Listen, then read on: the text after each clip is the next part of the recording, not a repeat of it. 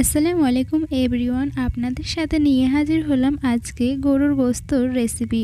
তো গরুর গোস্ত রান্না করার জন্য আদা রসুন বাটা, জিরে বাটা এবং লঙ্কা বাটা সব নিয়ে নিয়েছিলাম। আর তো আমি এদিকে যতই লঙ্কা বাটা দিই না কেন, আমাকে তো গুঁড়ো মশলা তো দিতেই হবে। তো লঙ্কা হলুদের সাথে আবারও সেই গুঁড়ো মশলাও দিয়ে দিলাম, দিয়ে টমেটো দিয়ে একটু নেড়ে চেড়ে দিয়ে আমি পানি দিয়ে দিচ্ছিলাম। আমি মাছ গোস্ত রান্না করতে পারি এমন কোনো কথা না, কারণ আমার রান্না করতেই ভালো লাগে, কিন্তু কিছু কিছু রান্না আমি এখনও জানি না বা পারিও না। এখন যেহেতু শীতকাল পড়ে গেছে, তো এখন আমি এই যে পিঠে বানাতে হয় শীতকালে, সেটাই আমি জানি না পিঠে বানাতে। তো পিঠে আমি সব রকম জানি না, কিন্তু একটা সহজ পিঠে জানি। আমার মা দেখেছি সেই কুলি পিঠে ভাপ দিয়ে বানাই, ওটা আমি দেখেছি। তাছাড়া আমি আর কোনো পিঠে আমি বানাতে জানিও না, আর আমি সেরকম দেখিনি, কারণ আমার মা এই পিঠেটাই বেশিরভাগ বানাতো। আমার মা সারা পিঠে আর পাকান পিঠে বানাতে